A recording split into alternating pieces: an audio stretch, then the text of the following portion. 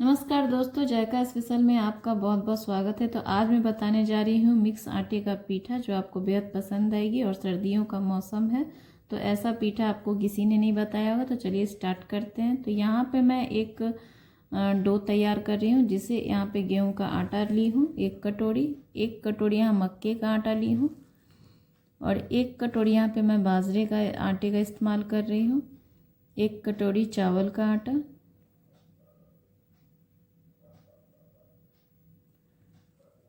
और इसी तरह से यहाँ पे मैं सभी को अच्छे से मिक्स कर लूँगी।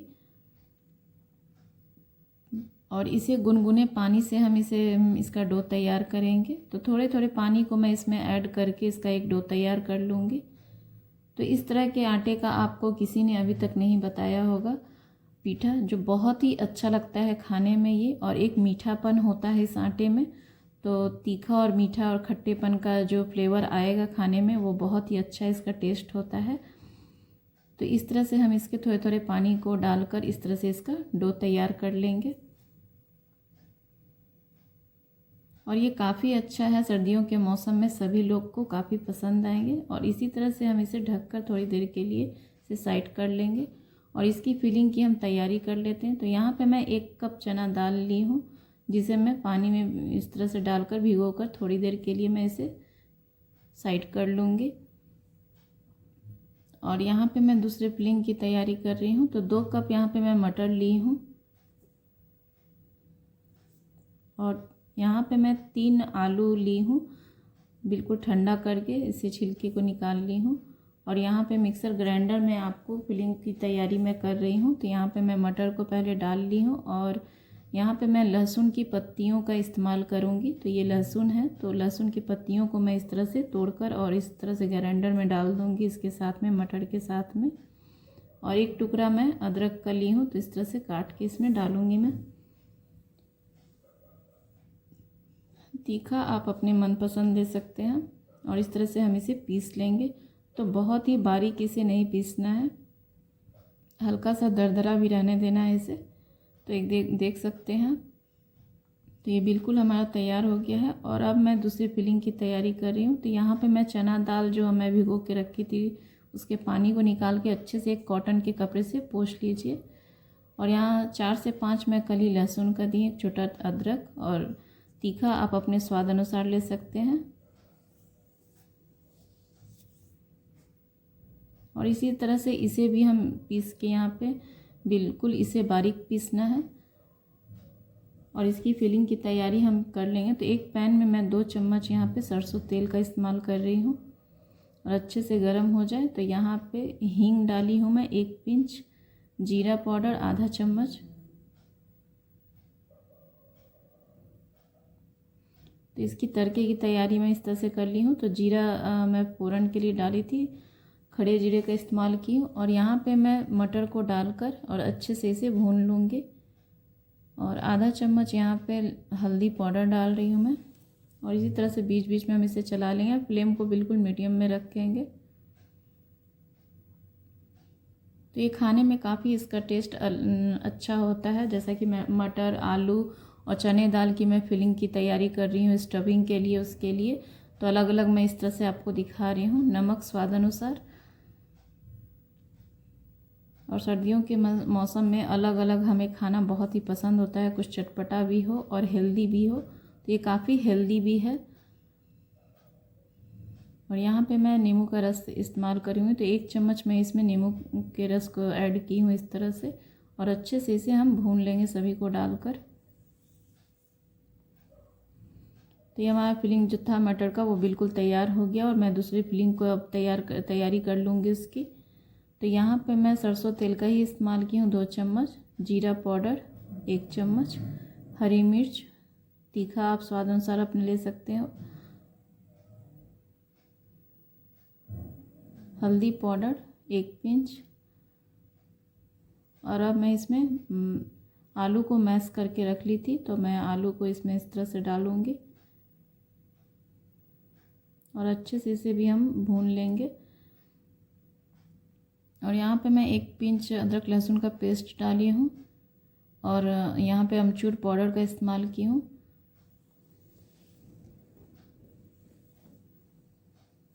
और इसी तरह से सभी को हम यहाँ पर मिक्स कर लेंगे अच्छे से।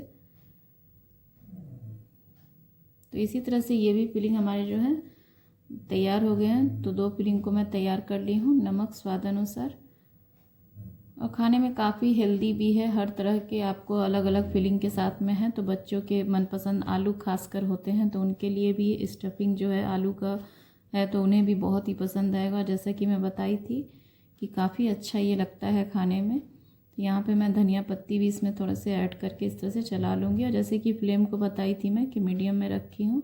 अब मैं तीसरे फिलिंग के इस्तेमाल कर रही हूँ आपको। तो यहाँ पे चना दाल का, जैसा कि मैं बताई, तो यहाँ पे जीरा पाउडर, नमक स्वाद अनुसार, हल्दी पाउडर और काली मिर्च का मैं इस्तेमाल की हूँ।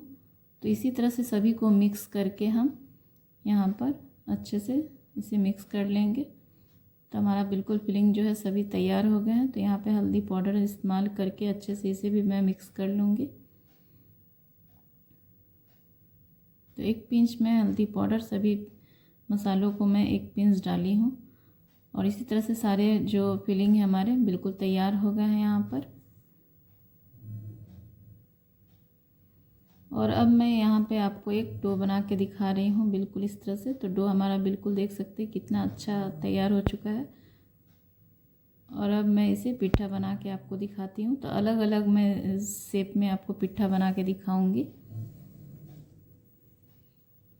तो इस तरह से हाथों से गोल गोल करके, और आप सूखे आटे को इस तरह से हाथों में लगा के आप पीठे की तैयारी आप इस तरह से कर सकते हो। तो यहाँ पे मैं गोल पीठे का इस्तेमाल कर रही हूँ। तो जैसे कि हम रोटी बेलते हैं तो ऐसे से लोइये को घुमाते हैं, तो उसी तरह से बिल्कुल यहाँ पे।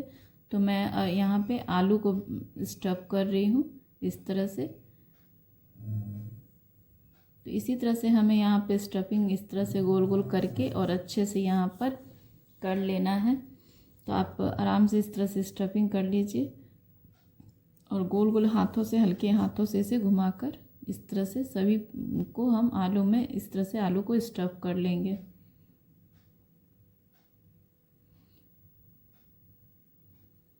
तो मैं फिर से आपको उसी तरह से आलू को स्टफ करके दिखा रही हूँ। हाथों में आप इस तरह से आप सूखे आटे का इस्तेमाल कर सकते हैं या तेल का भी इस्तेमाल कर सकते हैं। तो खाने में इसमें काफ़ी मीठापन होता है, जैसा कि मैं पहले भी बताई कि काफ़ी इसकी जो टेस्ट होता है वो बहुत ही अच्छा होता है, स्वाद बहुत इसका अच्छा है।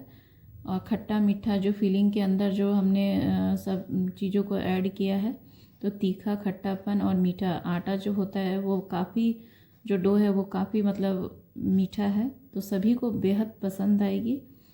और ये बहुत ही नया पीठा है, तो आप इसे ज़रूर ट्राई कीजिएगा। तो इस तरह से मैं दूसरी स्टफिंग को आपको भर के दिखा रही हूँ।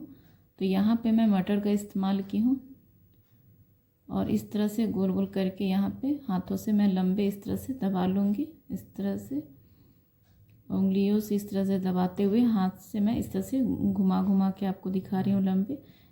तो इस तरह की पीठा मैं दाल पीठा मैं इस तरह से पहले भी आपको दिखा चुकी हूँ, जिसे मैं पानी में बॉयल करके दिखाई थी।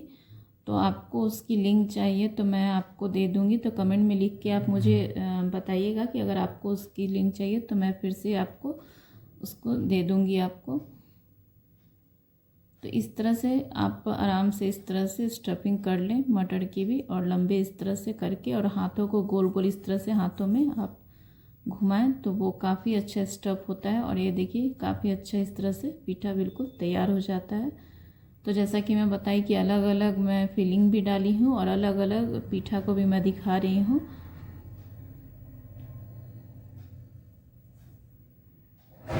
तो यहाँ पे मैं इस तरह से फिर से आपको हाथों से, उंगलियों से इस तरह से दबाकर अपने हाथों के तेलियों में दिखा रही हूँ।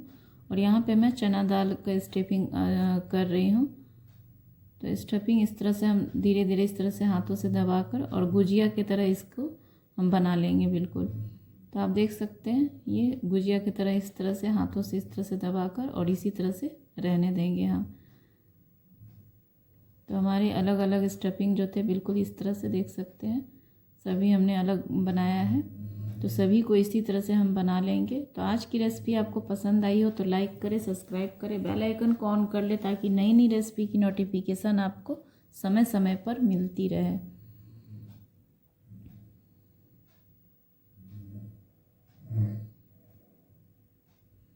तो इसी तरह से सारे स्टफिंग को हम यहाँ पे इस तरह करके भर के रख लेंगे हम।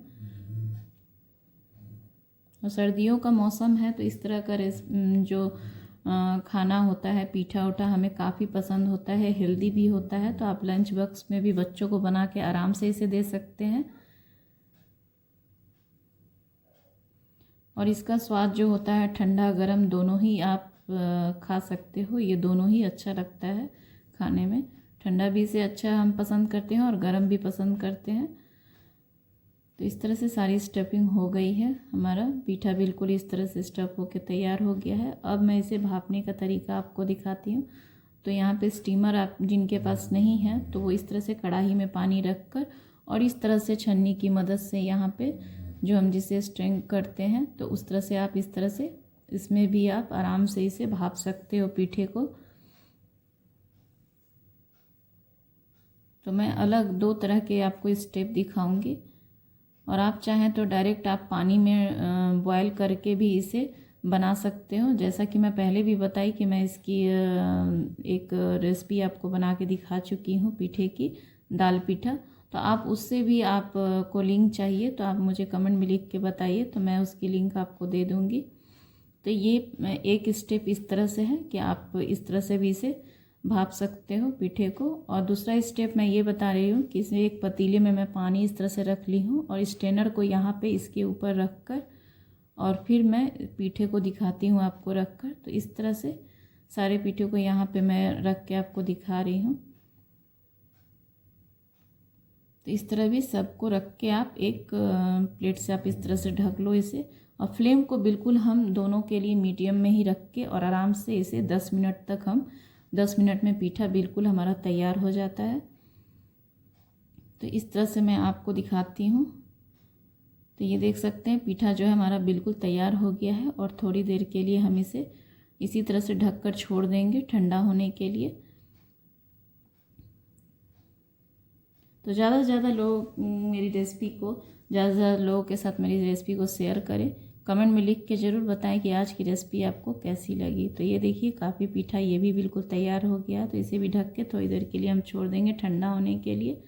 और एक प्लेटिंग मैं इस तरह से आपको करके दिखा रही हूँ यहाँ पर। तो देख सकते हैं पीठा बिल्कुल तैयार हो गया और खाने में काफ़ी टेस्टी भी है ये। तो बनाइए और खिलाइए। तब तक मैं इसी तरह से नई नई रेसिपी के साथ आपके साथ मिलती रहती हूँ और नई नई रेसिपी आपके लिए लाती रहती हूँ। Thank you, bye bye.